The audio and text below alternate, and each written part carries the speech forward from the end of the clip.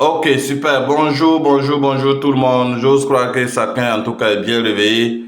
Bienvenue à ce tonus matinal. Donc, je vais demander à toutes les personnes qui écrivent sur l'écran de ne plus écrire sur l'écran. Si vous voulez laisser un message, regardez en bas de votre écran. Il y a une partie où c'est écrit discuter. Donc, cliquez là-bas et vous aurez la possibilité naturellement de partager votre message, d'écrire ce que vous voulez écrire au lieu d'écrire sur l'écran. Donc, encore une fois de plus, bonjour, Bako. Et interpeller les uns et les autres à se connecter. Comme je l'ai dit, ça serait une formation très électrique.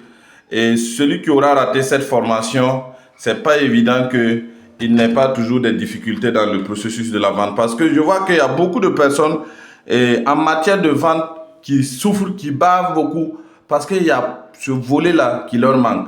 Je vous assure rien que cette clé que nous allons partager ce matin, le thème que nous allons partager ce matin, si vous maîtrisez les rouages et que vous les appliquez de façon efficace, cumulé à la formation que vous avez suivie hier avec le grand manager Issa Kaouidrao, vous allez voir qu'il y a beaucoup de choses en matière de vente que vous allez esquiver et puis aller à l'essentiel. Donc, très rapidement, je vois que, en tout cas, la connectivité monte, mais interpellez toujours les gens, interpellez-les pour qu'ils se connectent. Je ne veux pas que quelqu'un dise après que vraiment je n'ai pas pu suivre cette formation. Voilà pourquoi je suis en train d'insister. Donc, très sportivement, je vais me présenter. Comme beaucoup le savent, à l'état civil, je suis Brahma Sawargo. Donc, je suis auteur et coach en mindset et développement personnel. Également, je suis conférencier motivateur, CEO de Vision Success. Et je suis membre naturellement du MAC de la méthode phare. Donc le MAC, c'est quoi? C'est le club des millionnaires de la méthode phare. Donc c'est en anglais, Millionaire Ambassador Club. Donc, et vraiment, j'ai le privilège ce matin de partager avec vous quelques éléments en ce qui concerne vraiment la vente. Parce que c'est le nerf de tout business, le nerf même de toute entreprise. Une entreprise qui ne vend pas est naturellement condamnée à disparaître. Donc vous également, dans votre processus ou dans votre dynamique entrepreneuriale, vous avez une obligation de vous former à la vente. Si vous n'avez pas vraiment les compétences en vente, ça sera très difficile pour vous de pouvoir quand même évoluer ou bien faire avancer votre entreprise. Donc voilà pourquoi il est crucial qu'en tant qu'entrepreneur, il est crucial qu'en tant qu'entreprise, que la vente soit au cœur vraiment de vos recherches de compétences. Et c'est ces compétences naturellement qui vont faire que votre entreprise va croître. Et naturellement, nous sommes des vendeurs et un vendeur bien né n'a pas besoin de trier un produit pour vendre. Peu importe le produit, si un vendeur est bien formé, il peut naturellement le vendre. Est-ce que c'est bon? Est-ce que ce que je dis, est-ce que vous me suivez très bien? Pour qu'on puisse commencer. Est-ce qu'on peut commencer? Si on peut commencer, vous mettez seulement dans le chat là, prêt, parce que, comme je l'ai dit, ce matin, ça va aller très vite. Ça va aller très vite. Ok, super. Donc, prêt. Ok, merci bien. Donc, super. Donc, les amis, en guise d'introduction, je pense que j'ai pas écrit quelque chose, mais je vais vous parler d'un élément très capital. Je le disais en off, je vous ai dit, la vente est basée sur des principes. Et parmi ces principes, la relation de confiance est très capitale. Personne ne vous achètera quelque chose tant qu'il ne vous fait pas confiance. Personne n'achète rien à quelqu'un dont il ne fait pas confiance. Notez ça quelque part. Personne n'achète quelque chose à quelqu'un dont il ne fait pas confiance. Ça, c'est la base. La confiance, c'est l'élément de base. Ça veut dire que si on ne vous fait pas confiance, on ne va pas acheter votre produit. On ne va pas acheter ce que vous vendez.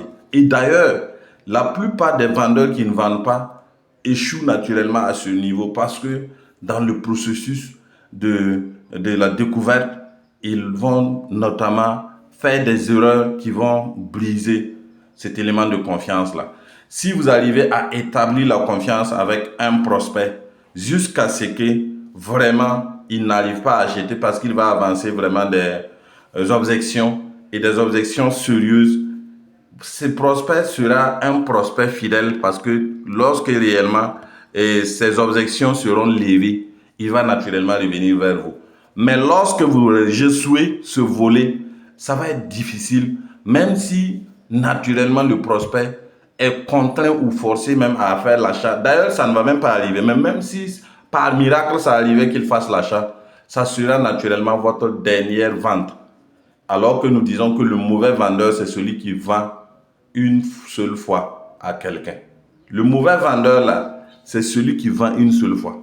Un bon vendeur doit être capable de faire des ventes, des reventes, des ventes, des reventes à la même personne.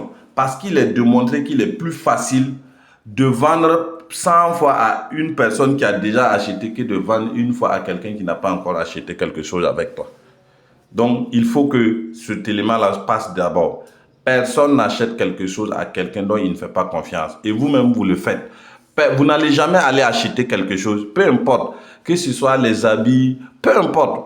Aujourd'hui, si vous voyez que nous courons vers les pharmacies, quand nous voyons écrire pharmacie quelque part, pourquoi nous courons? Pourquoi quand on est malade, on s'empresse d'aller à l'hôpital pour voir le docteur? Parce que eux, nous, on les fait confiance.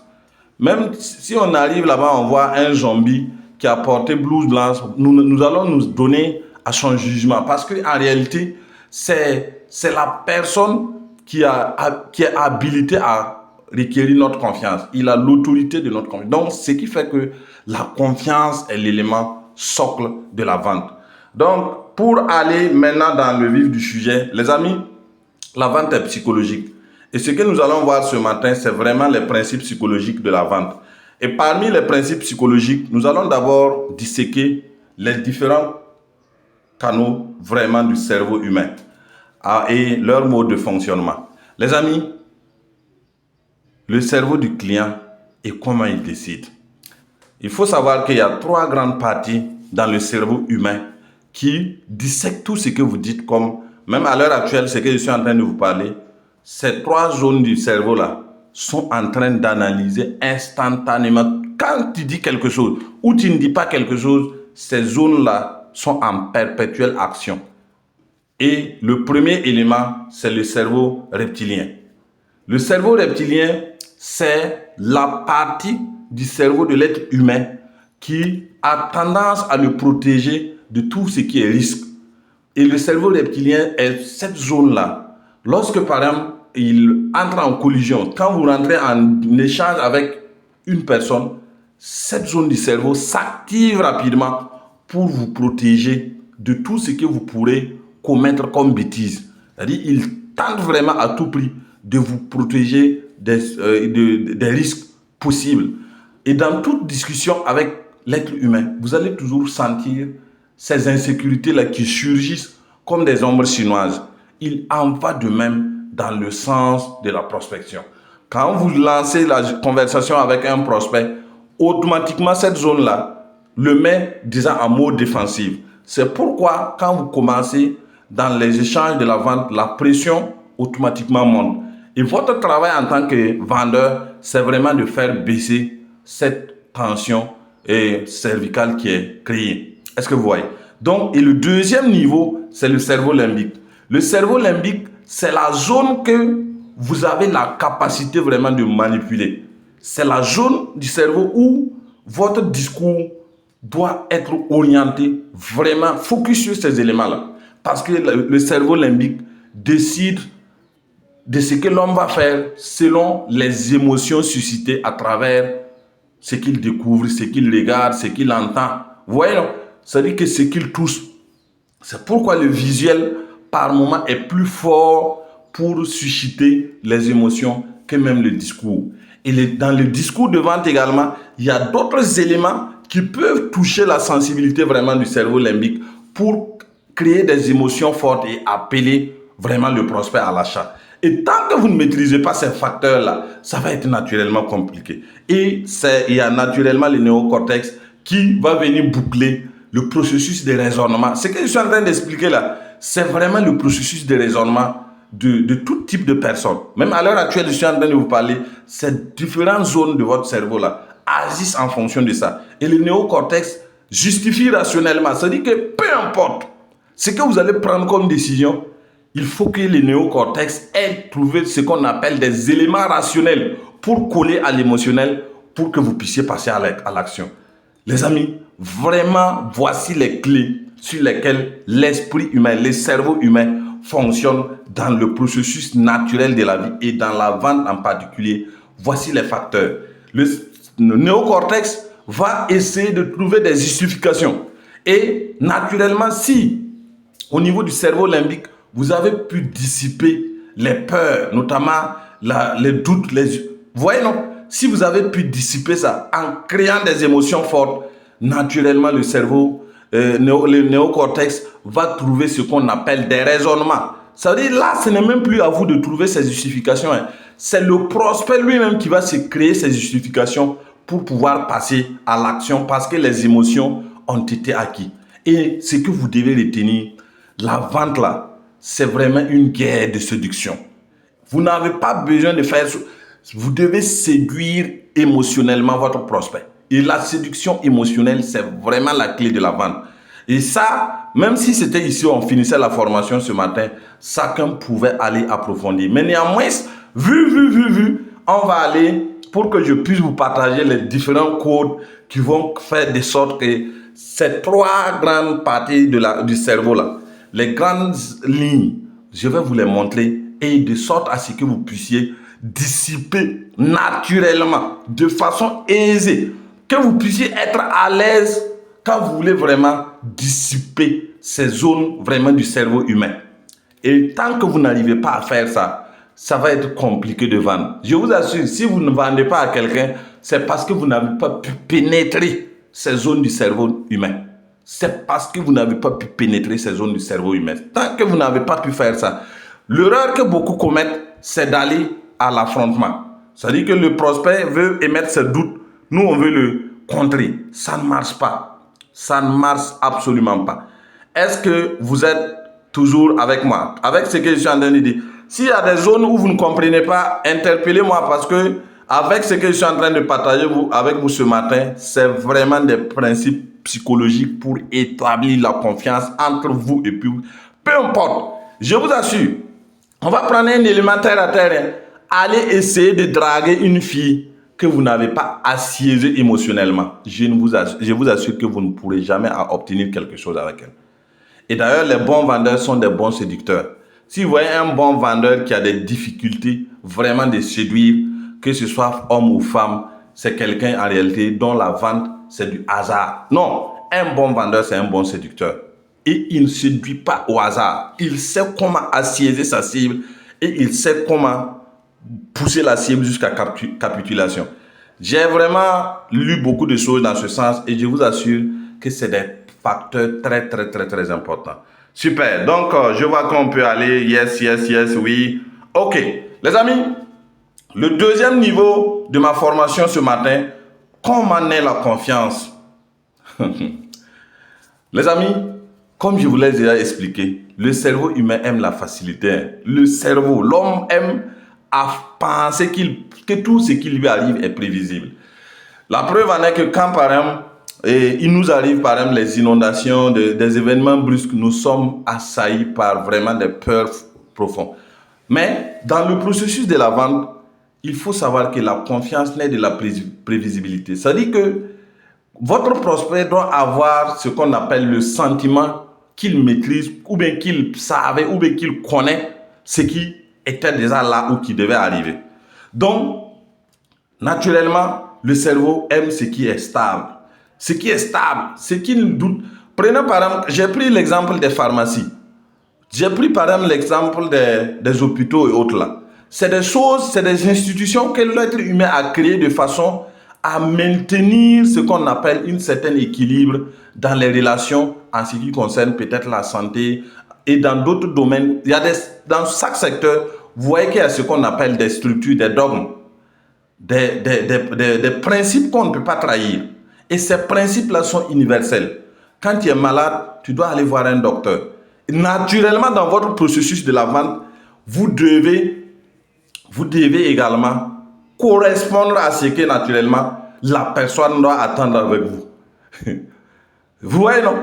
Imaginez par exemple, est-ce que si vous rentrez par exemple dans un avion, vous partez pour prendre un vol et vous voyez que non, en réalité, c'est le cuisinier professionnel là, de l'aéroport qui doit vous piloter aujourd'hui. Même si le gars là, il est diplômé comme en aviation, je vous assure que si vous avez l'information qu'en fait c'est le cuisinier qui va piloter l'avion aujourd'hui, vous n'allez pas rentrer. Parce que en fait, ça soulève ce qu'on appelle une insécurité profonde. Donc, si vous voulez vendre quelque chose à quelqu'un, vous devez correspondre à ce que le cerveau de la personne connaît déjà comme principe cardinal. Si vous êtes dans la santé, vous devez être un agent de santé pour pouvoir soigner quelqu'un. Est-ce que vous comprenez? Donc, le cerveau humain ne peut pas fonctionner par contre, et prendre le contraire et vouloir accepter. Non, non, non. Il doit fonctionner par prévisibilité. Le gars qui me suit, c'est vraiment quelqu'un qui est à la hauteur ou bien qui renferme la solution dont je recherche. C'est l'expert en question que je recherche pour mon problème donné. Est-ce que vous voyez? Donc, et l'autre facteur, c'est que vous devez agir avec constance. Je vous assure, il y a un de mes pieux, un monsieur que j'accompagnais, voilà, donc, qui était dans le processus de la vente avec quelqu'un. Et il s'est d'abord identifié comme étant vraiment, comment on appelle ça, expert dans le domaine de tant. Le monsieur était vraiment content de causer avec un expert, d'échanger avec un expert pour passer à l'action. Et net, le monsieur s'est identifié, comme il y a eu la relation de confiance qui s'est établie, et le monsieur voulait passer à l'action, et le monsieur s'est identifié comme étant un ingénieur télécom, tant. Et bim, mon élément, lui aussi, il veut prouver au prospect là que vraiment, lui aussi, il est ingénieur quelque part. Dès qu'il a prononcé le mot fatal, que sinon moi-même je suis mécanicien, ingénieur, automatiquement, le prospect s'est refroidi. Il s'est refroidi de façon subite parce qu'il ne peut pas comprendre que toi, tu t'étais identifié telle personne, tu reviens aujourd'hui pour t'identifier comme étant telle personne. Ça ne fonctionne pas. Donc, si vous vous identifiez comme ingénieur, restez dans la ligne d'échange en tant qu'ingénieur. Si vous vous identifiez en tant que médecin, restez dans la ligne du médecin. Si vous vous identifiez en tant que, peu importe, restez constant. Et tout ce que vous devez poser comme action avec le prospect dans ce sens-là doit suivre une constance linéaire. Et c'est ça qui donne la confiance. Et d'ailleurs, c'est un principe fondamental dans le processus de relance. Vous ne pouvez pas, par exemple, prendre un prospect qui vous a contacté pour peut-être, je vais prendre quoi? Un exemple. Prenons par exemple un problème par exemple, de santé tel que l'hépatite. Et dans le processus des échanges, vous revenez après pour lui parler peut-être comment on appelle ça, des téléphones portables. Mais attendez, mais qu'est-ce que vous faites? Vous êtes en train de casser. Il arrive parfois que vous arrivez à faire ça. Mais c'est vraiment lorsque vous avez dépassé le niveau même de résistance du prospect qui était qu'il devient un client très actif et qu'il y a une familiarité dépassée entre vous. Une fois, il y a un de mes monsieur qui était venu me voir et comment on appelle ça? Pour une consultation, il me connaît comme coach, tant, on a échangé très bien. Et après, le gars, il me parle des problèmes de son générateur à son hôtel et tout. Vous voyez ce qui s'est passé?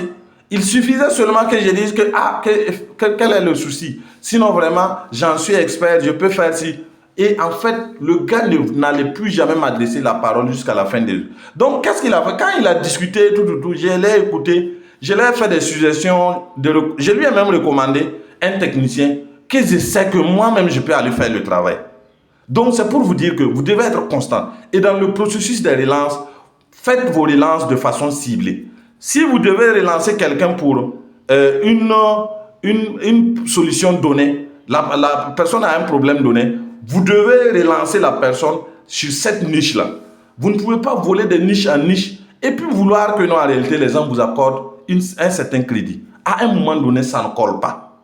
Voilà. Donc, je fais des formations en vente, je fais des formations en développement personnel, mais je dois rester constant. Si vous venez me demander, par exemple, d'aller faire des formations comme en intelligence artificielle, ça ne va pas se coller. Vous voyez, non? Je vais tituber. Chacun doit être expert d'un domaine par rapport à ses clients. Tes clients doivent te sentir comme étant expert de tel domaine. Est-ce que vous voyez? Donc, c'est ce qui fera vendre. Et ça instaure vraiment des relations de confiance, puisque même si tu relances la personne permanemment dans ce domaine-là, à un moment donné, la personne dira que réellement, si la personne me revient régulièrement dans ce domaine-là, certainement que la personne en est vraiment expert. Voilà, donc, merci beaucoup. Donc, c'est vraiment des cas pratiques. Ce que je suis en train de vous expliquer, c'est des cas pratiques. Si vous échouez à établir la confiance, je vous assure que vous n'allez pas vendre. Vous n'allez pas vendre. Je vois souvent des gens comment on appelle ça? Un agent de santé qui veut se comporter comme un commerçant. Les gars là, je vous assure, je suis en train de prendre le secteur là parce que c'est des vrais vendeurs. L'hôpital, c'est des vrais vendeurs. Un docteur, les médecins sont des vrais vendeurs. Pourquoi vous ne vendez pas? Les médecins sont des vrais vendeurs. Parce que quand il t'arrive, le gars même il ne cause pas avec toi. Il est là assis, il te pose quelques questions, il te griffonne quelque chose sur une ordonnance, mais tu es obligé d'aller acheter. Mais attendez, mais les gens viennent vers vous avec un problème particulier. Vous en êtes expert. Pourquoi vous n'arrivez pas à vendre? Parce que ce volet-là, vous la négligez. La confiance. Le prospect doit sentir que non, réellement, celui-là à qui j'ai contacté, moi, par moment, je préfère perdre une vente que de vouloir me discréditer. J'ai déjà fait ça à un monsieur. Que non, voilà, que lui, il veut seulement que moi, je donne lui son prix. J'ai dit non, je ne peux pas venir vous parler de quelque chose. Je ne peux pas venir vous donner quelque chose dont je ne sais même pas quel est votre problème. Il a coupé la conversation avec moi, il m'a bloqué. J'ai dit, il n'y a pas de problème. C'est toi qui étais venu, c'est toi qui étais parti. Mais restez sur une ligne de constance. La régularité augmente fortement les taux de conversion. Je vous assure, si vous avez un prospect, d'ailleurs je vois avec le manager Issaka hier, il était revenu sur cet aspect-là. Généralement, avec Salif également était revenu là-dessus. Généralement, si vous avez 100 personnes qui vous ont contacté, vous n'allez pouvoir vendre forcément que peut-être à autour de 3 personnes. Voyez non? Donc 3%. Pour ceux qui ont ce qu'on appelle un certain taux de convertibilité faible, à 3 personnes. Maintenant, les 97 personnes restantes sont des personnes que vous devez vraiment suivre avec régularité. Vous devez faire de sorte à ce que ces personnes-là ne vous oublient pas. J'ai dit un vendeur qui se fait oublier par son prospect est un... bon, je ne vais pas dire le mot. Les amis, respectons-nous. Faisons de sorte à ce que toutes les personnes qui nous ont contactés, que nous puissions les assiéger émotionnellement. Si tu arrives à assiéger quelqu'un émotionnellement, naturellement, la personne ne peut pas ne pas passer à l'action. Il n'y a même pas de on va faire comment. C'est naturel. Donc, pour pouvoir vraiment établir une confiance durable avec un prospect, vous devez avoir une structure claire. Qu'est-ce que vous faites? Qu'est-ce que la personne doit avoir comme image de vous? Vous devez avoir une attitude calme. Vous ne devez pas avoir l'air de forcer. Je vous assure que si vous avez une attitude calme, quand vous causez avec la personne sent la sincérité avec vous, le calme, le sérieux avec vous. Naturellement, il y a ce qu'on appelle la sécurité mentale qui s'installe. Et une fois qu'il y a une sécurité mentale, la vente devient un jeu d'enfant. Est-ce que c'est bon? Parce que je vous assure, c'est des facteurs que beaucoup échouent et ils ratent les ventes. Si vous ratez certaines ventes, ce n'est pas parce que vous n'êtes pas compétent en vente, ce n'est pas parce que vous ne maîtrisez pas vos produits, vous ne maîtrisez pas vos... Non, c'est parce que tout simplement, vous négligez ce volet-là. La confiance, super. Donc, si vous négligez ce volet, il y a beaucoup de facteurs qui ne vont pas partir. Donc, ce que nous avons vu d'abord, c'est pour comment dissiper la peur du cerveau reptilien. Le cerveau reptilien qui essaie d'analyser, qui essaie de vous protéger, qui essaie de vous mettre dans la sécurité. C'est vraiment des facteurs que vous pouvez utiliser pour dissiper les peurs du cerveau. Et cette prévisibilité, cette stabilité dont vous avez fait, le gars, il se sentira vraiment à l'aise et les autres facteurs vont vraiment venir conclure. Donc, l'autre facteur, les amis, c'est vraiment ce qu'on appelle l'effet miroir. Vous ne vendrez pas quelque chose à quelqu'un si vous n'arrivez pas à instaurer un effet miroir. L'effet miroir, les amis, les gens font confiance à ceux qui leur ressemblent. Les gens font confiance à ceux qui leur ressemblent. Je vous assure, c'est l'effet miroir, c'est le meilleur, pour ne pas dire que c'est le meilleur point peut-être de toute cette formation. Je vais prendre un petit temps d'échange avec vous. C'est vrai que le temps va nous manquer, mais il faut que ici, là, on essaie de se comprendre. Prenez par exemple quelqu'un qui vous contacte, la personne est morophone et vous, vous êtes djoulaphone. Est-ce que vous pouvez échanger? Naturellement que nous. Il y a déjà la barrière langagière. Deuxième facteur, quelqu'un qui vous contacte et que vous êtes peut-être, comment on appelle ça, pour ne pas dire, il vous considère comme peut-être un extraterrestre ou quoi. Réellement, il n'y a rien qui va se passer. Si vous voulez vendre quelque chose à quelqu'un de plus simple possible, là, vous devez rapidement correspondre avec la personne. Il m'arrive par moment, je vous assure, il m'arrive par moment, quand je me trouve dans un milieu, vous voyez l'accent, leur accent même dans la causerie, je corresponds point par point. C'est vrai que je ne peux pas épouser leur langue, mais si on parle français, si tu fais attention, avec le temps, tu vas constater que j'ai ce qu'on appelle une certaine cohérence avec leur langage. Et je me suis retrouvé à Dubaï avec les Sénégalais. À un moment donné, inconsciemment, c'est-à-dire que quand je voulais prononcer quelque chose, j'avais tendance de correspondre à l'accent sénégalais. Je vous assure, j'ai fait ça. C'est-à-dire que, et à un moment donné, à force de côtoyer les Arabes, j'ai par exemple un monsieur avec qui je partais faire les échanges et tout. Et à un moment donné, bon, puisqu'on conversait en anglais, mais à un moment donné, bizarrement, je me sentais comme envahi par son accent. Et je vous assure, faites ça. Quelqu'un vous contacte, par exemple, la personne est fulfulde. Il parle, et c'est un peu. Et vous sentez dans son accent là, l'accent peu. Je vous assure que si vous arrivez à travailler votre voix, à correspondre légèrement, pas beaucoup, hein, légèrement à l'accent peu, automatiquement, vendre va sortir dedans. Puisque automatiquement, le cerveau développe des capacités de dire non. Lui là, c'est vraiment, même si tu es Wellao, il est Diallo, il est quoi. Non, automatiquement. C'est comme quelqu'un vous contacte, la personne parle djoula. Et toi également, tu parles djoula. Plutôt que de continuer la conversation en français, bascule en djoula. Peu importe de quel truc, du moment que tu parles djoula au même titre que lui, automatiquement, vendre va sortir dedans. Donc les amis, les gens font confiance à ceux qui leur ressemblent. L'autre aspect, utilisez le même vocabulaire. C'est d'ailleurs ce que j'étais en train de dire. Utilisez le même vocabulaire. Le rythme, posture, c'est-à-dire votre vocabulaire, votre rythme. Quand je parle de l'accent sénégalais, là, je vous assure, les gars là, ils parlent et je me sentais comme envahi par leur vocabulaire, leur rythme. C'est-à-dire qu'il y a souvent des fois, les gars parlent avec un ton élevé. Donc, je me vois souvent, le ton là doit suivre leur rythme là. Et il y a la posture. Vous verrez que non. L'être humain, c'est une créature émotionnelle. Si vous maîtrisez ses émotions, le reste là, ça va venir. Un prospect qui vient, peut-être, bon, j'ai généralement des gens quand ils viennent au bureau, peu importe ce que je faisais, je regarde la mine. Si tu as mine serrée, j'essaie de détendre l'atmosphère. Et qu'est-ce que je fais? Je me lève souvent, j'essaie de voir dans quelle posture tu es assis. Et bizarrement, non, les amis, je vous assure, si vous arrivez à correspondre sur ces aspects-là avec quelqu'un, vous allez instaurer une confiance subtile qui ne va jamais se trahir. Et lorsque, par exemple, l'erreur que beaucoup commettent, c'est parce qu'ils pensent que la prospection par téléphone, ils ne peuvent pas faire ces éléments-là. Non. Je vous assure, dans les audios même que vous faites là, écoutez l'audio de quelqu'un, faites un audio similaire. Je vous assure que la personne va vous assiéger d'une confiance hors pair.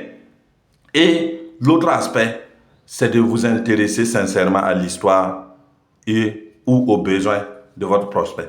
Je donne un aspect.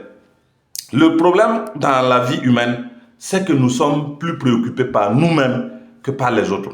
Et ça, c'est naturel. Il n'y a pas quelqu'un dont vous allez rencontrer qui n'est pas d'abord plus préoccupé par lui que par vous. Si vous partez vers quelqu'un, la première des choses que la personne fait, c'est de voir d'abord comment se protéger. Il regarde d'abord son intérêt que de vous. Donc, rencontrer quelqu'un qui s'intéresse sincèrement à ton histoire, à tes besoins, c'est vraiment c'est du sésame rare sur cette terre. Et voilà, J'ai une histoire, par exemple, d'un ancien premier ministre britannique, Benjamin Disraeli. Celui qui veut, il peut aller faire des recherches sur Benjamin Disraeli. Ce fut un des plus grands séducteurs que le monde ait connu. Et il y a une princesse anglaise, et dans son rival politique, c'était William Glasgow. Et la princesse anglaise a échangé avec Glasgow et elle est sortie des échanges là comme étant la plus idiote du royaume. Elle part discuter avec Disraeli et elle sort, elle pense qu'elle est la plus, comment on appelle ça, la meilleure femme d'Angleterre. Et qu'est-ce qui s'est passé? Parce que il avait la capacité, par exemple, de se projeter dans l'histoire de quelqu'un. C'est-à-dire que quand toi tu viens pour poser ton histoire, automatiquement c'est ton histoire qui devient l'objet de la conversation. Donc, et si quelqu'un doit vous poser son problème, et sentir que vous êtes plus intéressé par vous, vos produits, que par lui-même, naturellement, il ne va pas acheter. Donc, vous devez avoir un détachement de ce que vous vendez et vous concentrer sur ce que la personne vous dit comme situation. Qu'est-ce que la personne veut réellement? Et si vous arrivez à assiéger quelqu'un par cette angulation émotionnelle, vous allez réaliser énormément de ventes. Est-ce que c'est bon? Donc, je dis ici, faites toujours ces choses-là. Parlez de ce qui est important pour toi.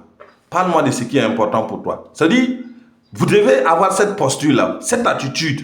Si vous voulez échanger avec quelqu'un, faites de sorte à ce que la personne puisse vous parler de ce qui est plus important pour lui et non pas ce qui est plus important pour vous. Généralement, nos questions sont des questions tendancieuses. On va voir ça par la suite. Mais si vous faites de sorte à ce que quelqu'un puisse vous parler plus de lui, de ce qui l'intéresse et tout, je vous assure que vente va sortir. Il n'y a pas de... ça ne trahit pas. Donc ici, vous allez faire quoi? Vous allez assiéger le cerveau limbique. Faites de telle sorte que la personne se sent non seulement en sécurité, valorisée, importante, tout. Et là, vous dissipez de façon naturelle les résistances qui pourraient sortir dans la vente. Ce que je suis en train de vous dire, c'est des choses qui sont très, très, très capitales dans la vie humaine. Peu importe la personne que vous allez côtoyer, indépendamment, parce que tout ce que vous posez comme action dans la vie, c'est de la vente. Tout ce que vous faites dans la vie, ça découle du processus de la vente. Avec vos enfants, vous vendez. Avec votre conjoint, mari, vous vendez. Tout ce que vous posez comme action dans la vie, c'est de la vente. Malheureusement, nous ne comprenons pas, ou bien nous comprenons inconsciemment ce processus-là. Et si vous appliquez ces facteurs-là, vous allez voir que vous allez dissiper la résistance des gens et vous pourrez naturellement obtenir ce que vous voulez. Donc, si c'est bon, on va poursuivre. Les amis, maintenant, voilà comment on va donner comment on appelle ça, de la farine au néocortex. La réciprocité. Il y a un fait qui est que l'être humain aime tout ce qui est cadeau. Je vous assure, peu importe par quel processus, nous tous, on est assis ici là. On veut qu'on nous donne quelque chose. Souvent, sans fournir d'effort. Et le fait d'offrir quelque chose à quelqu'un va générer ce qu'on appelle un sentiment de dette. Et c'est ça que vous devez. Un vendeur doit être quelqu'un qui crée des dettes sur la tête de ses prospects. Tu dois toujours faire qu'ils sentent une dette envers toi. Tant qu'il n'y a pas ça, naturellement, tu ne vas pas. Puisque lorsque tu crées cet état de fait-là, il y a ce qu'on appelle le néocortex qui va essayer de créer ce qu'on appelle des régions rationnelles. Il va essayer de trouver des justifications rationnelles pour coller à ce que tu lui proposes. En utilisant peut-être des éléments comme quoi, s'il a fait ça pour moi, s'il a fait ça pour moi, s'il a fait ça. Et ces analyses-là vont conclure à ce que vraiment il passe à l'action parce qu'il y a une dette. Et l'être humain aime être, comment on appelle ça, réglo. Si vous voyez des gens qui ne payent pas leur dette, ce n'est pas forcément leur faute. Hein. C'est parce que vraiment, ils sont des malheureux. Ce sont des souffrants. Sinon, l'être humain normal, rationnel, aime payer ses dettes. Et souvent, la dette est même psychologique. C'est-à-dire que tu peux donner des conseils à quelqu'un dans un secteur donné. Et à un moment donné, si la personne veut passer à l'action, sauf ce qu'on appelle vraiment les gens qui sont très désorienté sur le plan de l'ingratitude, la personne va revenir vers toi parce que réellement tu l'avais apporté de la valeur. Donc, offrir d'abord, c'est d'ailleurs ce qu'on appelle un principe, pour ne pas dire comment on appelle ça, un slogan chinois qui est dit avant de prendre, il faut offrir d'abord. Offrir d'abord avant de prendre. Quand vous offrez, vous créez ce qu'on appelle un sentiment de dette. Et c'est d'ailleurs pourquoi on dit, lorsque quelqu'un vous contacte, vous devez d'abord l'apporter de la valeur. Et j'ai d'ailleurs souligné ça à faire. Le deuxième point, c'est que le cerveau humain veut rendre ce qu'il a reçu. Ça, c'est ce que j'étais en train de dire. C'est le principe. Si vous créez une dette, le cerveau même va générer ce qu'on appelle la nécessité de redevabilité.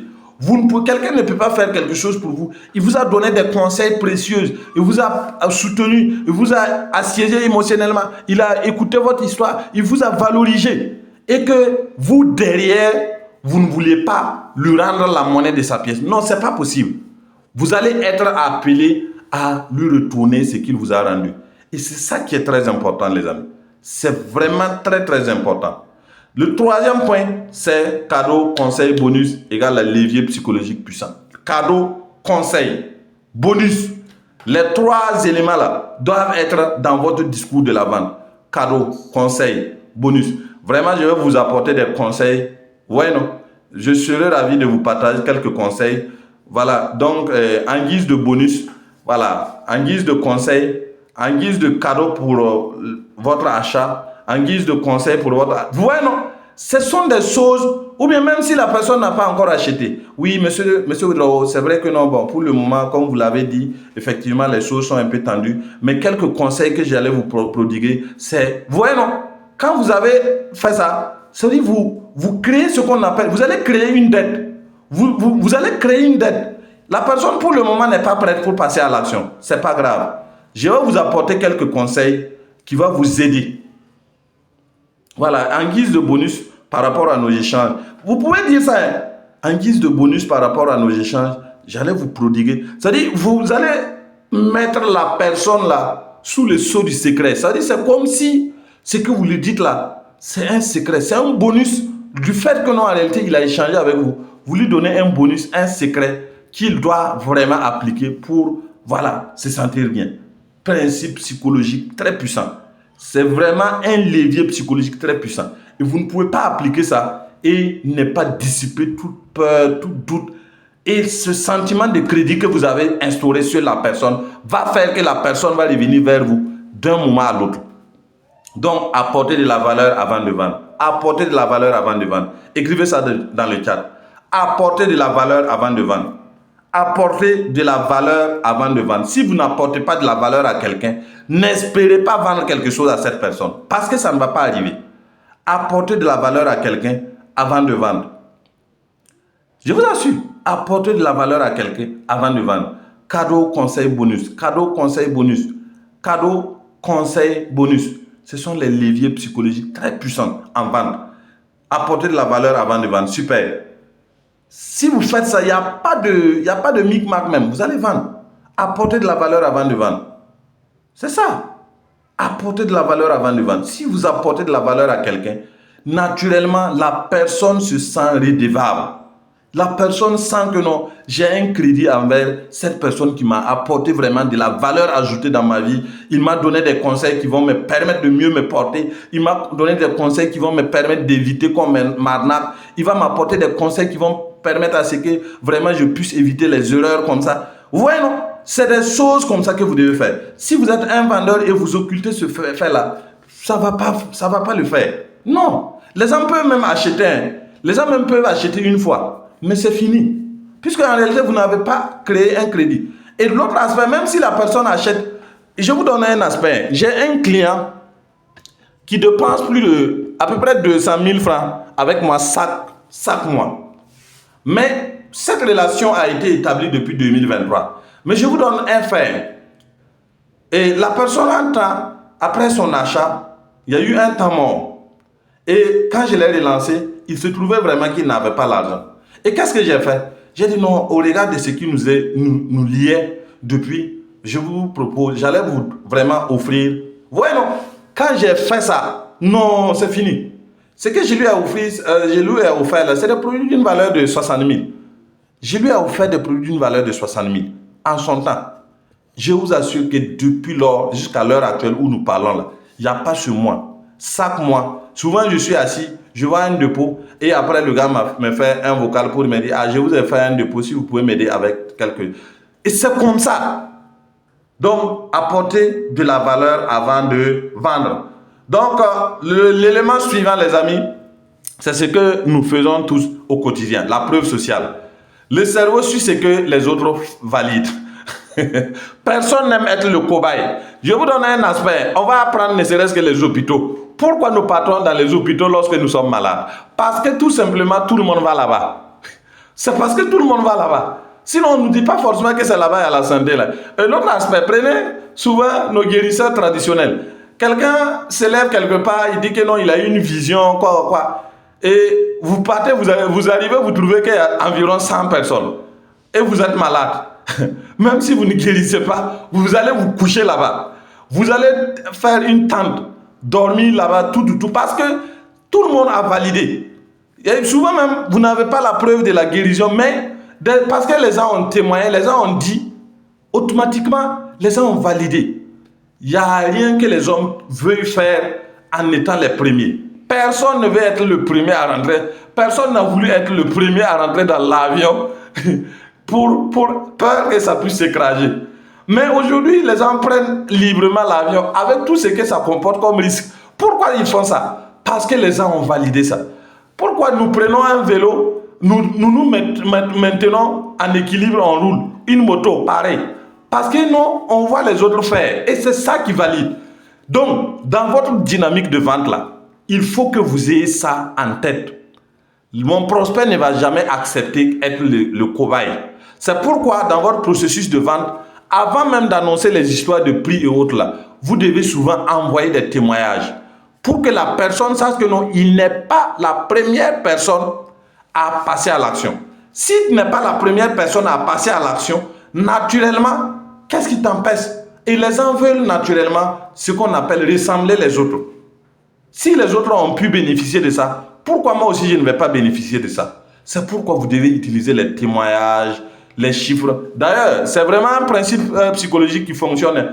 Vous voyez souvent les vendeurs vous bombardent des chiffres. Sinon vraiment, notre cabinet a réalisé tel pourcentage de chiffres et tant. Très bien, l'effet mouton, tel pourcentage de chiffres. Et l'autre fait, c'est par exemple faire les captures d'écran.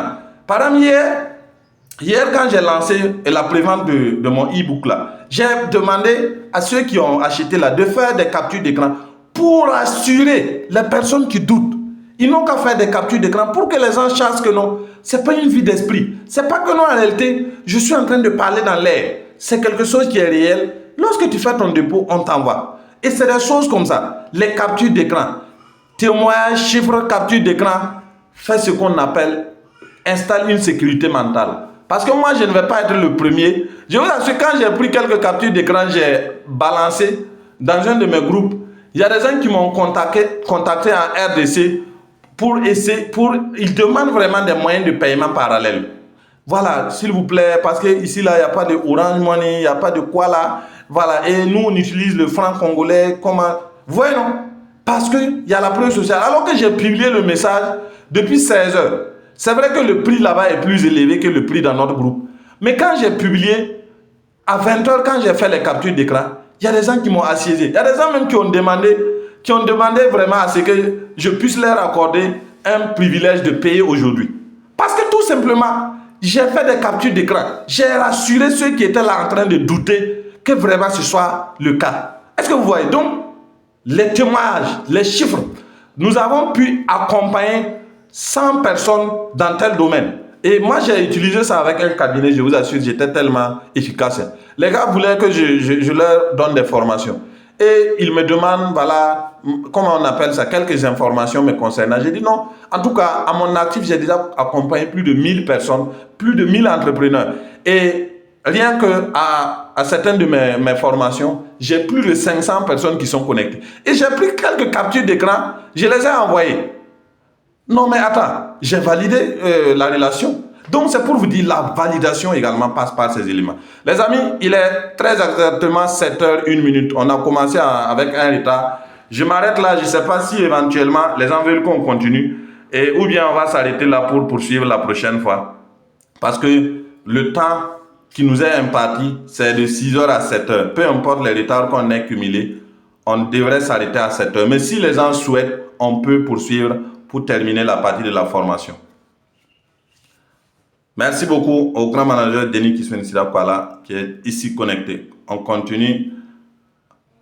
Est-ce qu'on continue ou on s'arrête?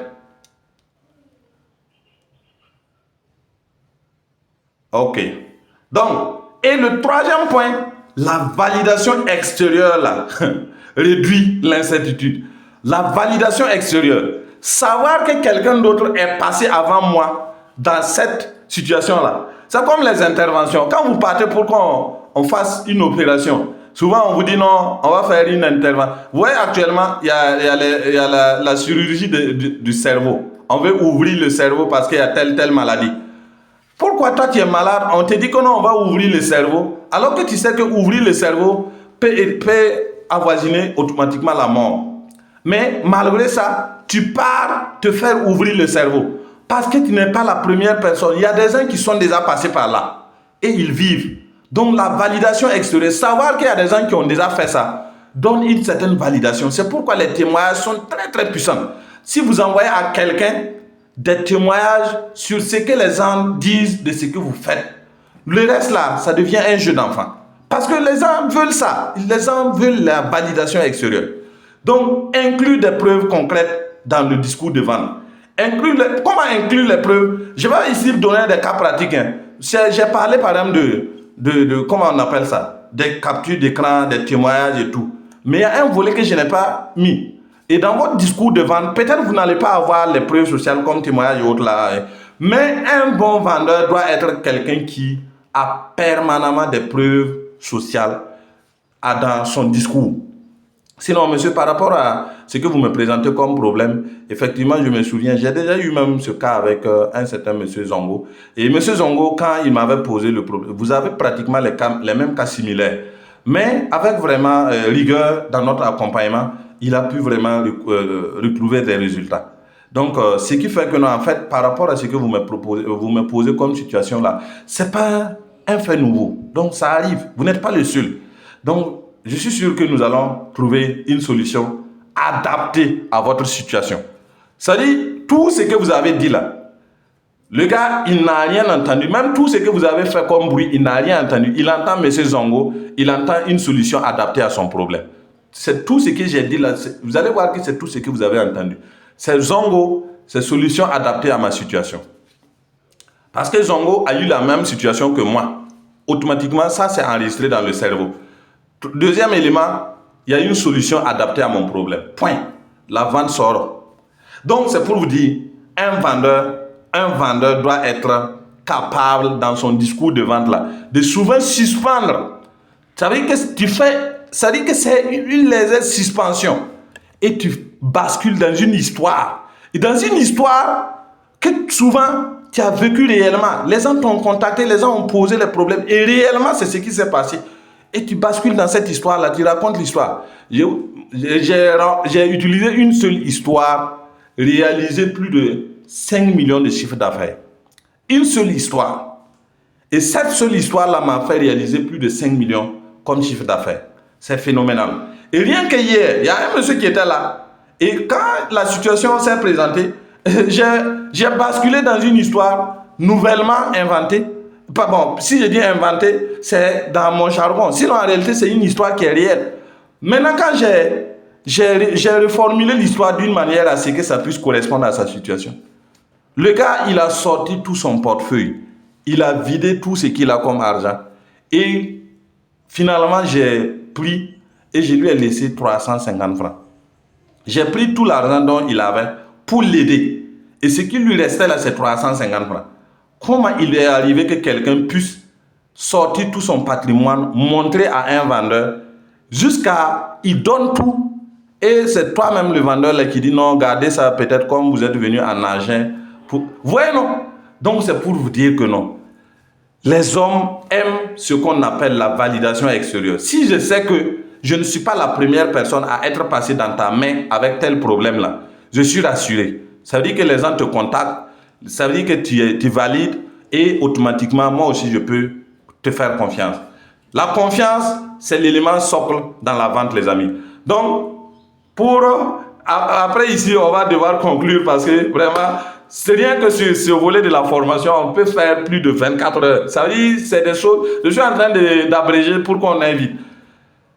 Être écouté, ça donne la confiance. Être écouté égale la confiance. C'est-à-dire, je vous dis, l'écoute active, là, ça dit que c'est un outil puissant de la persuasion. Et souvent, n'écoutez même pas, hein, mais captez ne serait-ce que 2 ou 3 éléments que la personne vous a dit. Vous notez ça quelque part. Et tout ce qu'il a dit là maintenant, c'est du bruit. Après là, prenez ne serait-ce que les 2 ou 3 éléments que la personne vous a dit là. Vous appuyez sur ça. Parce que quand quelqu'un échange avec vous, le problème avec nous, humains, c'est quoi? Je vous suis en train de vous parler, vous faites semblant de m'écouter, mais en fait, vous êtes en train de reformuler tout ce que je suis en train de dire en fonction de votre propre système de valeurs. Vous ne m'écoutez pas réellement. Vous faites ce qu'on appelle de la reformulation sur vous-même d'abord. Un vendeur fait l'effet inverse. Un vendeur doit être celui-là qui écoute. Et il doit être également celui-là qui a la capacité de reformuler les besoins pour montrer que tu as compris. C'est-à-dire, il doit être cette personne-là qui a la capacité de reformuler les besoins du client-là pour lui montrer vraiment qu'il a été compris. Et ça doit être également quelqu'un qui a cette capacité-là de faire preuve d'empathie. C'est-à-dire, quand tu fais la preuve d'empathie, la preuve d'empathie, c'est quoi? C'est de compatir, c'est de correspondre émotionnellement à la douleur de la personne. C'est de faire de sorte que la personne sente que ce qu'il traverse là, ou bien ce qu'il veut pour résoudre comme... Parce que quand les gens achètent quelque chose avec vous, c'est pour satisfaire un besoin. Vous devez faire de sorte à ce que la personne sente que le besoin qu'il veut satisfaire là, tu comprends ça et vraiment tu épouses ses émotions. Je vous dis les amis, il n'y a même pas de truc que vous allez vendre. Ça veut dire, c'est des faits simples. Non. Reformuler. Reformuler, c'est quoi? Regardez par exemple un exemple. Si je comprends bien ce qui vous bloque, voilà. Ce qui te bloque, c'est... Ça veut dire, si je comprends bien, en fait, votre problème là, c'est quand vous parlez de telle douleur, quand vous parlez de votre difficulté vraiment de dormir la nuit. Voyez, non? C'est-à-dire que tu le prends. La personne t'a dit non, par exemple, la nuit, moi-même, j'ai des difficultés pour dormir. Ou bien, j'ai des difficultés même pour que madame soit satisfaite. Ou bien, j'ai tant... Ok, donc si je comprends bien votre problème majeur, ça dit, tu accentues l'énergie sur ce qu'il a dit. C'est pas toi qui as dit, hein, c'est lui qui a dit. Monsieur Ouedraogo, en fait, si je comprends bien votre souci majeur là, voilà, ce qui vous bloque là, c'est vraiment votre problème là, c'est ça. Automatiquement, monsieur Ouedraogo se sent en sécurité. Non, ce monsieur-là, il m'a écouté. Il a compris. Tchao! J'ai déjà dit ça à un monsieur. Voilà, c'est surtout sur ce problème-là même. C'est-à-dire, il a tout parlé, j'ai écouté. Quand moi j'ai pris la parole pour parler, j'ai dit non, en fait, si je comprends bien votre problème-là, voilà, c'est ça même. Automatiquement, c'est-à-dire qu'avec quelqu'un qui réagit comme ça, vous savez que vous ne pouvez pas ne pas vendre. Les amis, soyons des bons vendeurs. Un bon vendeur doit être celui-là qui écoute. Et l'écoute active, là, c'est un puissant levier vraiment de la persuasion. Peu importe ce que vous allez dire, si vous n'avez pas la capacité d'écouter quelqu'un. J'ai par exemple, comment on appelle ça? Il y a ce qu'on appelle des trucs d'antiséducteurs. Quand on dit un antiséducteur, c'est quelqu'un qui pose des actions à l'encontre de la séduction. Et je vous ai dit que la vente, c'est une séduction mentale. L'antiséduction est la capacité à repousser quelqu'un. Je vais donner un élément à quelqu'un qui veut, par exemple, si à un moment donné, tu sens qu'une relation est toxique ou quoi, et tu veux t'en débarrasser. Tu n'as même pas besoin de crier, de faire de la bagarre et tout. Bon, ça c'est un secret que je vais partager après. Donc les amis, le point suivant, l'urgence douce contre la pression. Je vois que, par exemple, dans notre processus, on propose souvent de créer l'urgence et la rareté. Mais les amis, faisons attention. Le client fuit la pression mais réagit à l'urgence bienveillante. Ça veut dire, il y a un point culminant ici. Le client là, si vous voulez créer l'urgence, créez cette urgence-là de sorte à ce que le client sente une urgence bienveillante. Ce n'est pas une urgence dont vous lui faites la pression. Il y a souvent, je vois des gens qui font la bêtise du genre, oui, tu sais, le produit là, il reste une seule boîte. Voilà, si tu ne prends pas, c'est fini. Automatiquement, il sent l'imposteur, il sent l'escroc qui tente de lui. En fait, ça, c'est devenu typique, puisque tous les vendeurs appliquent ça. Tous les vendeurs appliquent ça. Comment on appelle ça? À l'inverse de ça, ce que vous pouvez faire comme urgence, rien que sur la rareté, hein. Voilà, rien que sur la rareté, ce que vous pouvez proposer comme situation, c'est quoi?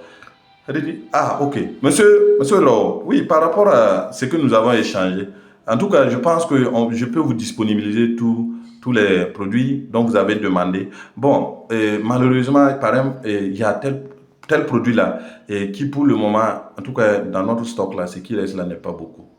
Bon, la difficulté souvent avec ces produits-là, c'est que si ça tombe en rupture, il faudrait attendre peut-être 1 ou 2 mois pour en avoir. Mais bon, en tout cas, je pense que... Ça dit, tu soulignes la rareté là de façon subtile. Ça dit que tu ne mets pas la pression. Tu soulignes la rareté là de façon subtile. Monsieur Dro, vraiment, voilà, par rapport à ce que nous avons eu comme échange, je viens de vérifier. Et souvent même, tu peux couper l'appel. Bon, attendez, je vais vérifier par rapport à ce que je vous ai proposé comme solution là, si il nous en reste beaucoup. Quand tu fais ça et tu reviens avec ce qu'on appelle un discours calme, parce que je vous ai tantôt parlé de la constance et du calme. C'est-à-dire que quand vous êtes calme dans vos échanges, automatiquement le prospect sent une certaine sécurité puisque vous ne le forcez pas la main. Vous lui donnez la latitude de choisir. Vous lui dites que non, réellement, par rapport à ce que je vous ai proposé comme solution, c'est vrai, il y en a. Voilà, mais tel produit particulier là, ou tel article particulier là, il me reste par exemple tel stock. Bon, la difficulté, ça dit la difficulté n'est pas à ton niveau, mais c'est lui à son niveau. La difficulté est que si ça finit, vous devez attendre 2 mois. C'est ce que vous l'avez dit. La difficulté est qu'avec ces produits, si ça tombe en rupture, bon, généralement, ça peut prendre plus de 2 mois pour venir. La difficulté. Automatiquement, il voit, s'il ne prend pas, il va avoir des difficultés parce qu'il doit attendre 2 mois. Automatiquement, il doit passer à l'action. Et vous devez créer par moment des opportunités. Ce qu'on appelle des opportunités temporaires. Offre illimitée. Offre limitée, bonus, etc. Mais même aujourd'hui, je vois que quand nous créons les offres limitées, les bonus, nous les faisons de façon vraiment hasardeuse. Ce qui fait que ça ne donne pas des trucs. Je vous donne un élément. Et par exemple, je vais reprendre un exemple terre à terre du document que j'ai produit. J'ai donné rien que jusqu'à hier soir pour ceux qui veulent valider leur achat. Mais par difficulté, par exemple, du site internet, je suis tenu d'atteindre aujourd'hui. Donc, créer une offre limitée et revenir prolonger, crée quoi? Crée ce qu'on appelle un sentiment de doute. S'il a dit ça et qu'il a continué jusqu'à aujourd'hui, c'est qu'il n'est pas sérieux.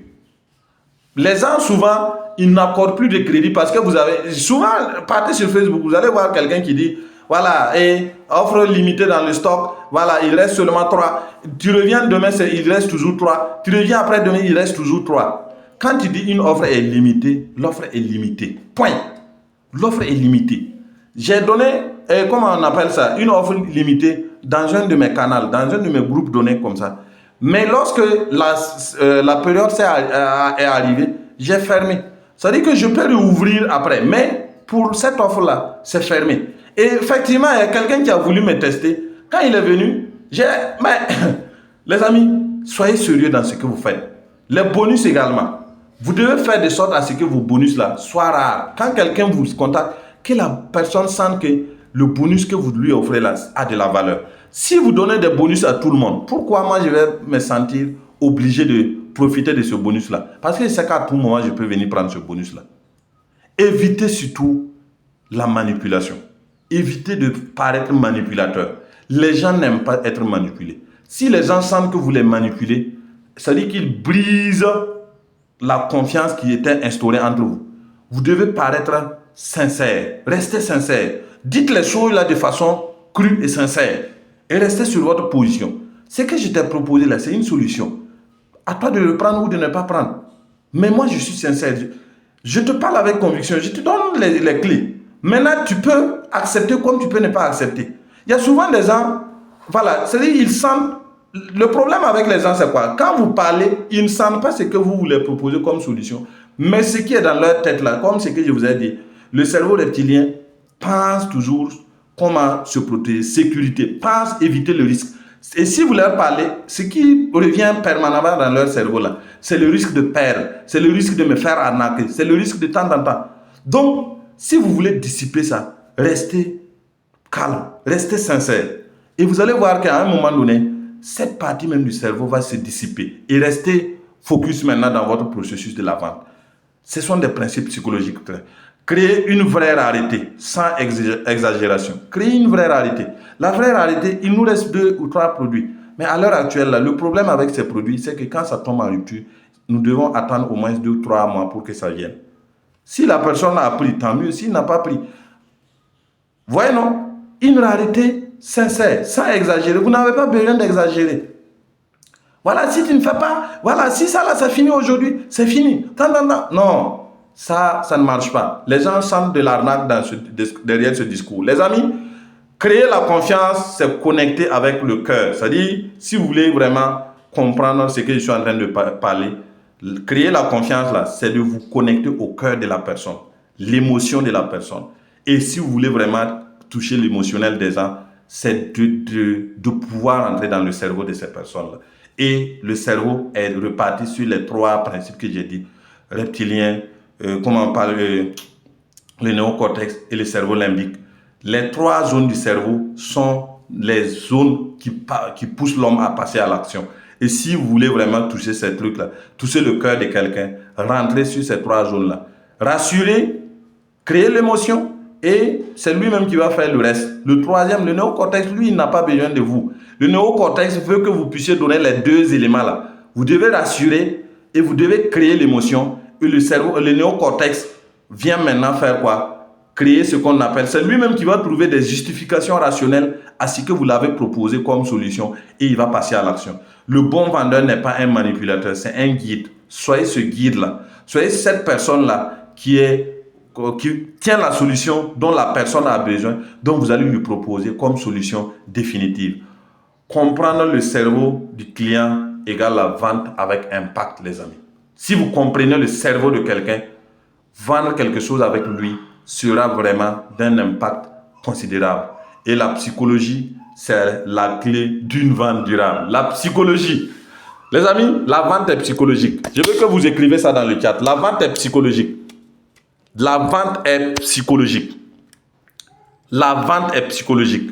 La psychologie, là, c'est une vente durable. Ça veut dire que si vous mettez la psychologie dans votre processus de vente, vous allez vendre énormément parce que vous allez toujours savoir ce que la vente est psychologique. J'ai d'ailleurs un élément, comment on appelle ça? Je vois souvent des étudiants qui ont fait sciences, et puis ils ont des difficultés pour vendre. Moi, quand je les regarde, ils me font pitié. Non, la vente est psychologique. Très bien. La vente est psychologique. Si vous n'avez pas la capacité de rentrer dans la tête des gens, vous n'allez pas les vendre quelque chose. La vente est psychologique. Donc, sur ce, merci à tous vraiment d'avoir suivi cette formation.